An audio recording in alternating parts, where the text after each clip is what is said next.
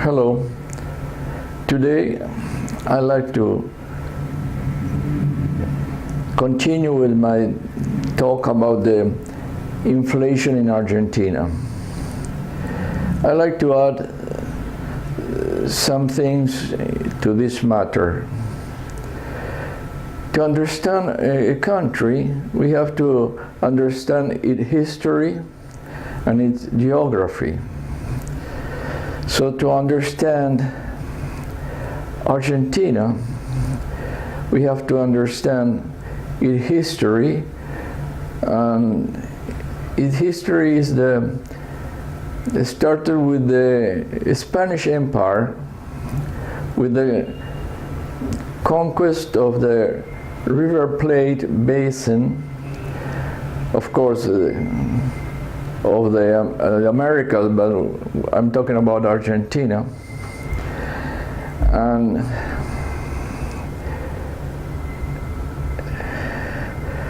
this republic, it has 200 years of existence and about 500 years since it was conquered by Spain. Now, Spain was an empire who was defeated by the British Empire. So we have to understand that too.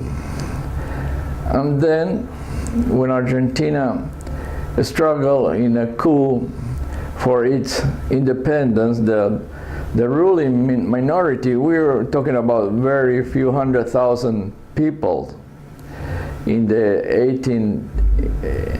1810, in the 19th century. But those people were mostly from Spain, and the ones who were born here were called the Criollos. So that's where the republic started, and it has, of course, contradictions between the port and the inner country, especially the northern part and the western part. The southern part wasn't conquered by the Argentine Republic until late 19th century.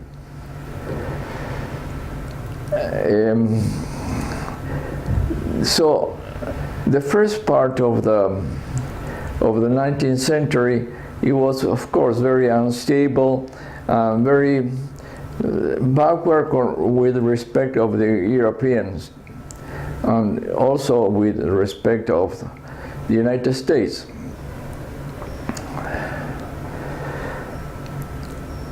I'm making some comparison between Argentina and the United States because there are some similarities. USA was was part of the British Empire, a successful empire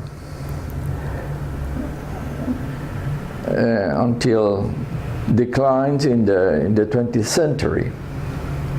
But they are the continuation of the British Empire in a sense. So to understand Argentina, we have to understand the history of a defeated empire, which was the Spaniards, and then the immigration in the late 19th century and beginning of the 20th century from the Mediterranean peoples, especially from Italy, and then from some other parts of Europe, but in a lesser amount. Germany, Russian, not many. Even from the northern part, the Syrians, which they came here with the passport of the Ottoman Empire.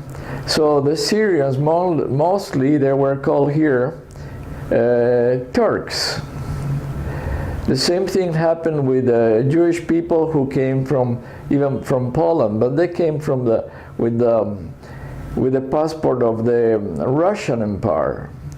So the Jewish people here in Argentina, they are called Russians, because let's think about the ignorance of the people living here in the early 20th century. The world was something not well known, so they came with the Russian with the Russian passport, said that they were the Russians. So the same thing happened with the Arabs, the Syrians especially, from Syrians and Lebanon, which was mainly the immigration in Argentina. So this is something that may call the attention for someone who doesn't understand why the Jewish people here are called Russians. Well, but the main immigration came from Italy, and the early from Spain. They were here before, but also they came here in the early 19th century. My grandfather from Spain and my grandmother from Spain. My grandfather came here because there was a war in the northern Africa, Melilla War. So he tried to escape that war, and he came to live here. And always they came here in a very similar fashion, like in the USA. They came to America. So here we have the immigration hotel in New York. They have the Ellis Island, so sort of a melting pot as well. But to fully understand Argentina's behavior, I think that might be very interesting to understand the Spaniards and the Italians, because the other ethnicities that came before, they adapt to that behavior. Even so, the Italian behavior is the behavior that is that you can anyone who come here to this country can, especially in big cities, see how these people, how the Argentine people behaves. Well, this is changing because life is changed, permanently changed. But why do I say this?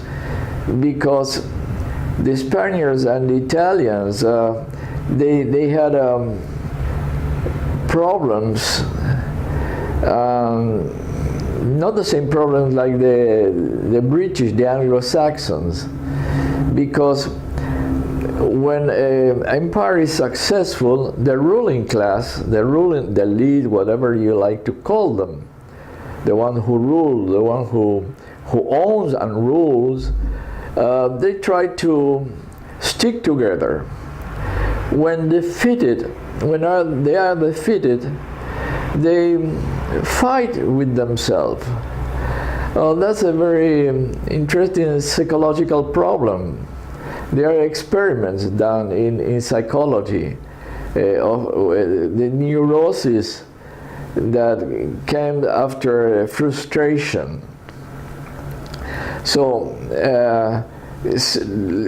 to say something briefly, Spain was defeated finally, the empire or the kingdom of Spain in the United States of America against Spain. They lost the last remains of their empire, the Philippines and Cuba. But in Italy, we have to think about Garibaldi, but it was very tiny states. So the ruling classes were dispersed. So that get into the the behavior of the ruling classes. Same thing happened in this country, in the Argentine Republic. So it was sort of an anarchic domination. And revolutions should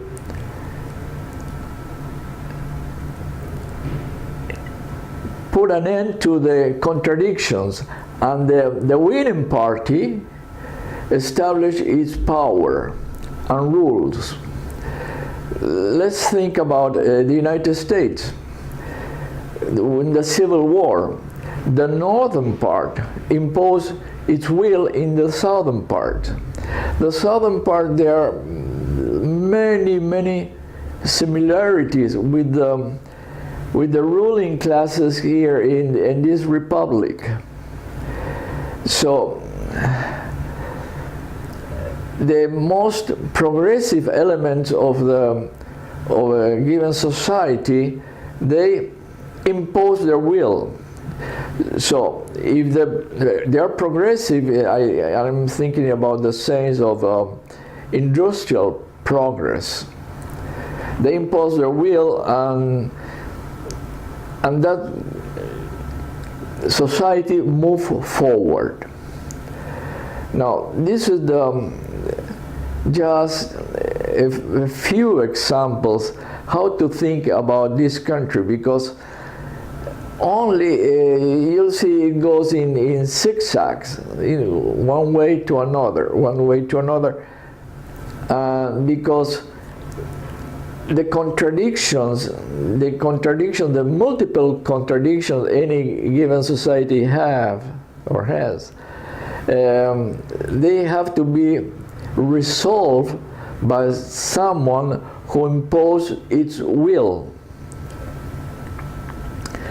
Now, when we have a society with many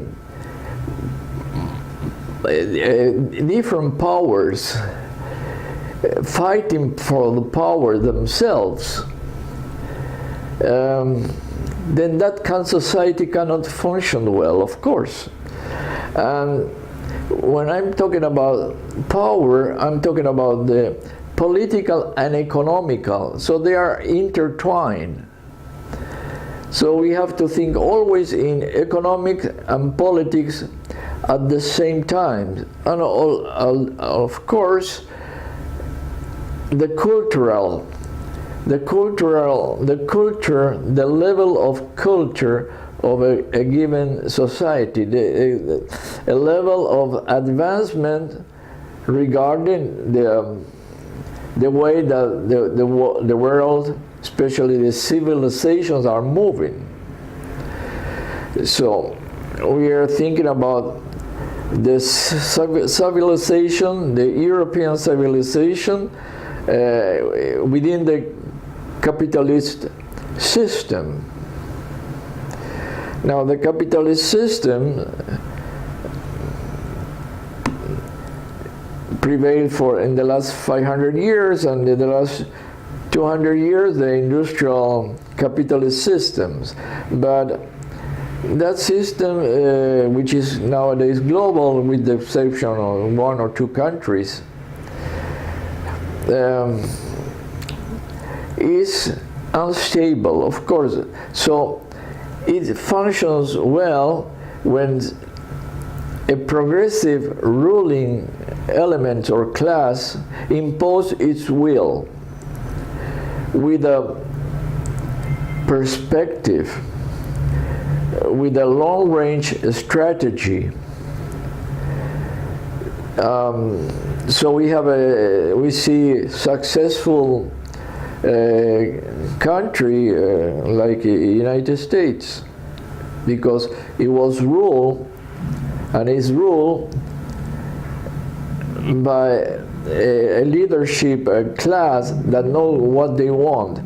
Now, this is something that we have to think for a little bit, because things always change, of course.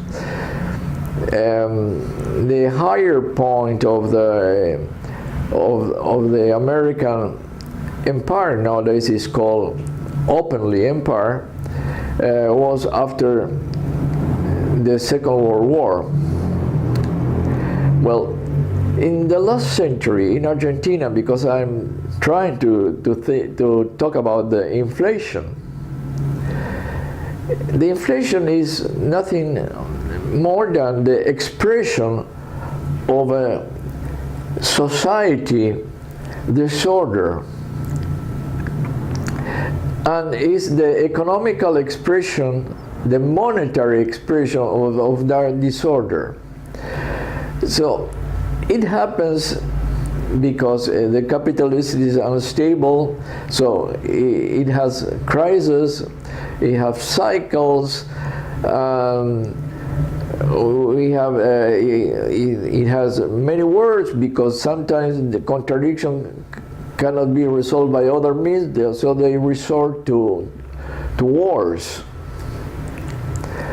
And thinking about inflation and hyperinflation, we have inflations in the history, and sometimes they call in the Roman and things like that, but those were different because in those places there were no central banks, so we have a much more complex societies. So we have to think about the central banks, we have to think about the production, we have to think the export, import, the state, the budget, so and the people, and the owners of capital and the workers. So they have contradiction within themselves. So when those contradictions are not well resolved, then we have that phenomenon of inflation. Let's think about Germany after the First World War. The United States, there is another type of inflation during the Second World War. They had a peak of inflation because they expand the monetary supply incredibly, but then with the expansion of the economy absorb that excedent of money supply. So it lasts for a short period of time. But let's think about Italy. After the Second World War, the lira exploded. Same thing happened in Japan. But in those countries, after a while, the problem is solved, somehow keep under control. One of the problems of the capitalist system is instability and the prices, the increase of prices. Now, when we're talking about a small society, we always have to refer to a currency, a strong currency. Now this is the area of Americas, South America, and Argentina in particular, is an area of the dollar currency. There are some transactions done in euros and other problems, but that's a different problem. That's import-export problems. But the society as a whole, they think in dollar terms, because when a society doesn't have a strong currency, they look for a strong currency. If their own is weak, is unreliable, because the society is in a state of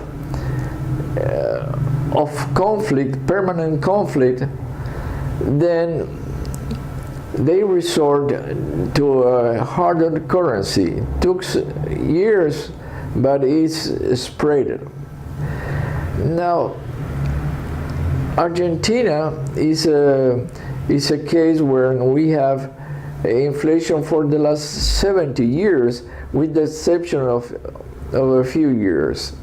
But these problems came about after the Second World War, and it started with with the Peronist era.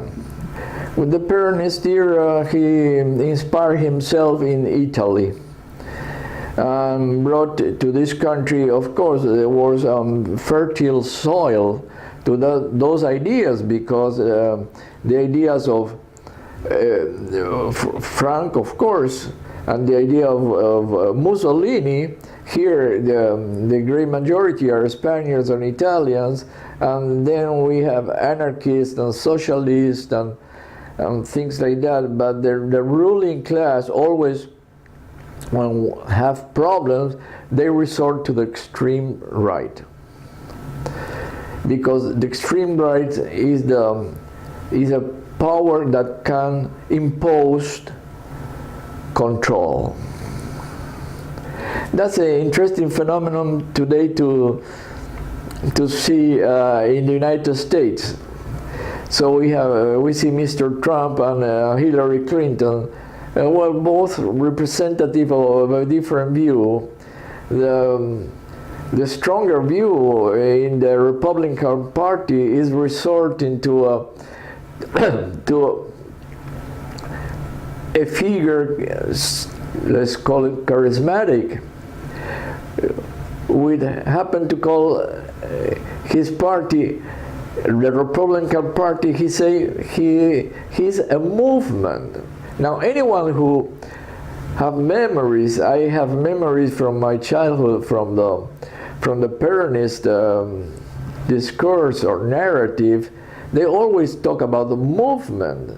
So remind me, Mr. Trump, when he talk about movement and he talk about one nation, one people, one country. I heard from some other European leaders that I might rather not say his name. He talked, now Mr. Trump talking about the inclusiveness, because I was thinking about Germany, but Germany is one ethnicity, and the United States is multiple ethnicities, and white Europeans, Asians, Spaniards, Spanish-speaking people, the Spanish-speaking people that come from South America, which are not Spaniards but speak Spanish. They have the culture of Spain and some other cultures, because we think about the Mexicans, they have which are very important culture, the Aztecs and the Mayas and ancient cultures. We're thinking about in the Cordilleras, we're thinking about Bolivia and Peru. They have very important culture, the Incas. So Argentina is different. So that's the reason we have to think about the culture of Italy and Spain. But I was saying something about Mr. Trump. So in the United States, they have about 15% of African Americans, another 15%, less than that, from Spanish-speaking people. And then so he's trying to overcome those difficulties that the Anglo-Saxons have to melt with other cultures. The Mediterranean people, they are more flexible to merge with other cultures. The Greeks, the Italians, and Spaniards, and Portuguese as well. They're prone to accept other cultures and other ethnicities. So the way the humans can do it, because it's very difficult problems. Now, since I'm running a little bit of time, I like to say that the political spectrum in Argentina was dominated for 1 or 2 decades by Perón himself, which was sort of rightist movement, never leftist movement, rightist movement with the support of the labor and the control of the labor, but the labor was in power. Now, from the economical point of view, in those times, many progressive laws were established, labor laws. They were very, very good and very advanced. Argentina has advanced labor legislation, no doubt. But to comply with those labors, you have to have a very productive and efficient economy, which Argentina lacks. So that creates some sort of tension and contradictions, because, well, in life, people like to live well, but complex societies, to live well, they have to produce efficiently and produce and sell and export. So complex societies have to be industrial societies. They may have a based agriculture, agro-industrial as well, but they have to turn to industry and to the industry and to higher technology.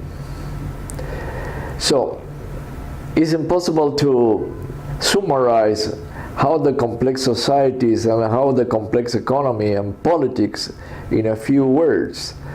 But if I have to put it in short terms, I may say that the contradictions in Argentina are not settled. It's a struggle for power from the different part of this society. Since there is not such a powerful ruling class with a successful and strong perspective, and when I'm thinking about the ruling class, I'm thinking about the political class, the military, the economic, especially the economics, the owners of the real owners, and then the labor. Usually the labor, the masses, they follow anyone who can lead them to success. If that doesn't happen, comes the frustration, and with the frustration, some sort of rebellion, some sort, let's say, of disorder. Rebellions and revolutions are very, very unusual in history. We have the last century, the Russian Revolution, the October Revolution, and we have the French Revolution, and then we have a smaller revolution of independence. They call them revolutions, but the true revolutions are those that can transform society in a matter of a decade or so, or 2 decades, 3 decades. But they are not very often. People doesn't rebel. People are controlled by a minority, a given minority. That history shows us. So my few remarks about Argentina is that the ruling classes especially the ruling classes from the ones who own the country, the farms, the ranch, and then the industrial class. Now we have a president who happened to be the son of I think an immigrant from Italy who makes a fortune here, working with the government, I think, selling with contracts with the government, something like that. So he's president. We have the circulation, elite circulations, which is something we can always see. Now the powerful, sometimes they don't take the government by themselves, but they put someone like Mr. Obama, like Mr. Clinton, Nixon. So they came from poor families sometimes. Now sometimes they come from very wealthy, like Mr. Roosevelt. But as a rule, Mr. Kennedy. But as a rule, the ones who real rules, sometimes they support someone. So we can see this in Mrs. Hillary Clinton. He's supported from some establishment, big establishment in the United States. Even the Republican, they are changing sides. I remember a few weeks ago, Bloomberg, a billionaire and former governor in the United States, but he's a billionaire. He changed sides. They want Hillary. Why? More probably Hillary can be controlled in a better fashion. Trump might be someone who cannot be controlled very easily. And of course, being the president of the United States, it always gives them power. So, in this country, in the Argentine Republic, the military, they rule the country in the last century for 25 years directly. And they have 25 presidents military. They last an average of 1.5 years each, as an average. So this country is unstable. Well, the future can tell. In the last 15 years, we have some version of a progressive or populist, some version, but always in the framework of a capitalist society.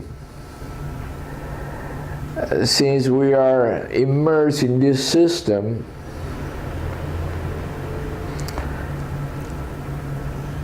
those are the answers that this system can give,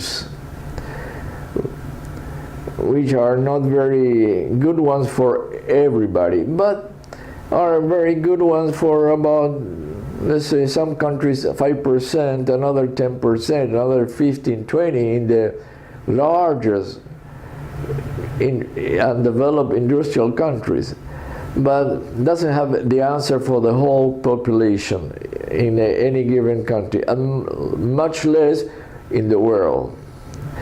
Now, the inflation phenomenon in Argentina is a reflection of the disorder of this society. So we have to wait and see the future what give us. Thank you.